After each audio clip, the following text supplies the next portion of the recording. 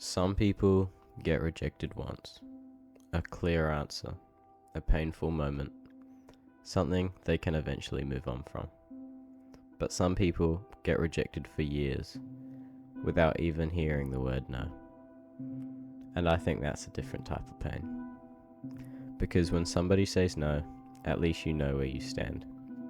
But when they never know how you feel, you end up trapped between hope and reality, close enough to matter, but never close enough to be chosen. And that's what people call the friend zone.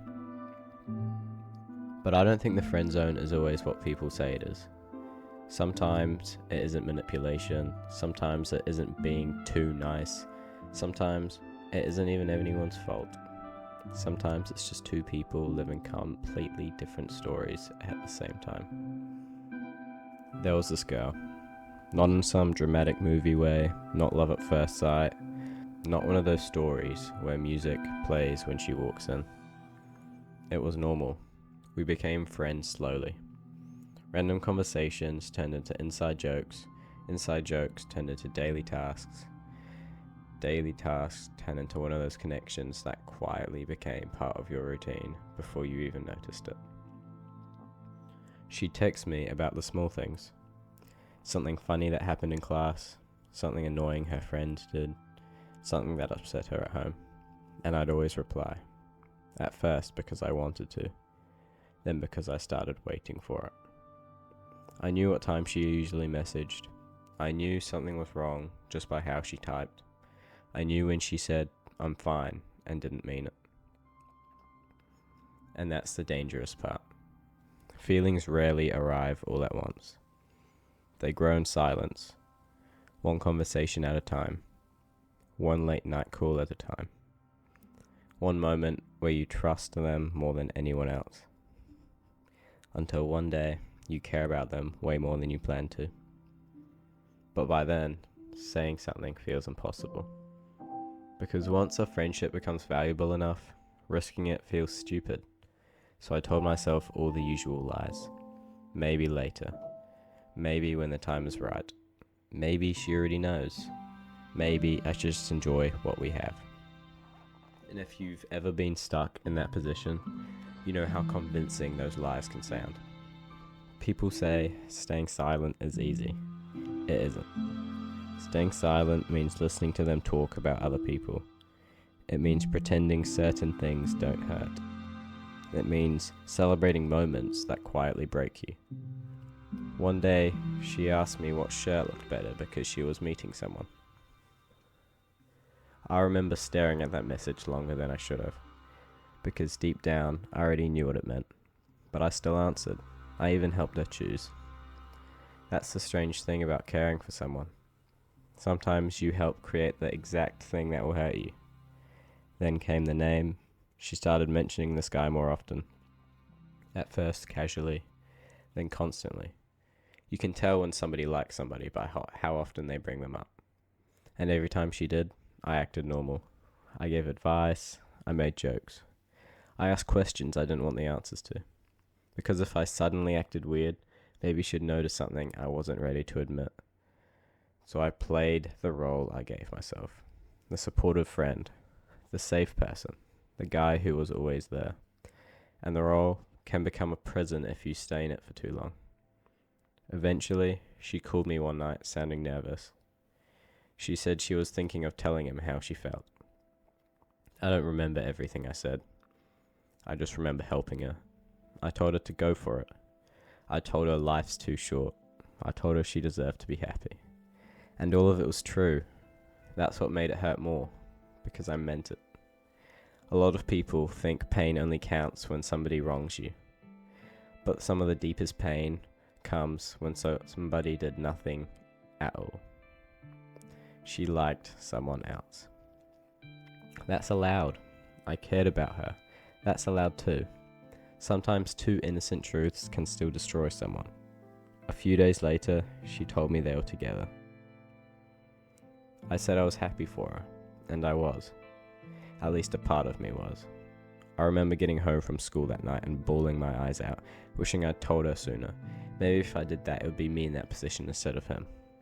The other part, felt something I didn't know how to explain.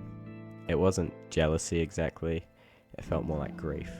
Not grief from losing her, grief from losing the version of the life I had imagined without admitting it.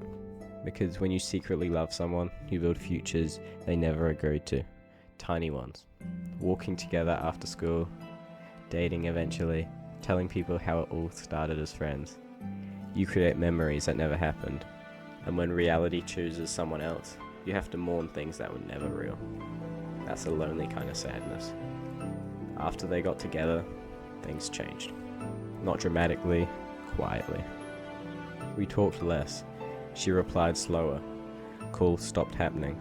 The little details she used to tell me first started going somewhere else. And I can't even blame her for that. When someone becomes important to you, they naturally take space. That's life. But it's strange watching yourself get replaced in a position you never officially had. I didn't just lose a chance at love, I lost the friendship I'd built my days around.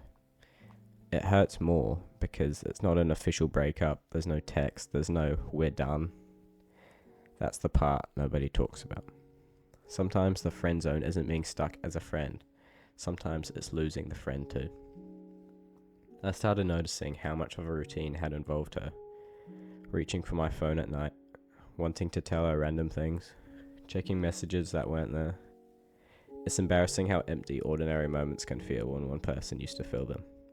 People will say, "You should have told her." Maybe they're right, but honestly, it sounds simple when it's spoken from the outside. When you're inside it, honestly, it can feel like a gambling, something priceless. And I think a lot of people choose silence, not because they're weak, but because they genuinely love what they already have. They just underestimate what silence costs. I don't think she ever knew. Maybe part of her suspected it, maybe not.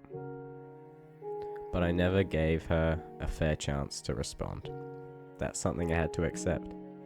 You can't blame someone for not reading a book you never opened. For a while, I became bitter. Not at her, at myself. For waiting, for hoping, for confusing closeness with certainty. Because attention can feel like love when you want it badly enough. But they aren't the same thing. Someone relying on you doesn't always mean that they see you in that way. Someone trusting you doesn't always mean they choose you. And lessons like that hurt the most when learned late. Still, I don't regret caring. I think people act like unreturned feelings are waste feelings. They aren't. Loving someone, even quietly, can teach you things. It can show you how deeply you're capable of feeling. It can reveal where your self-respect needs work. It can teach you that timing matters, that courage matters, that clarity matters. And most importantly, that being chosen starts off by choosing yourself enough to be honest. If I could go back, I don't know if I'd try to make her love me.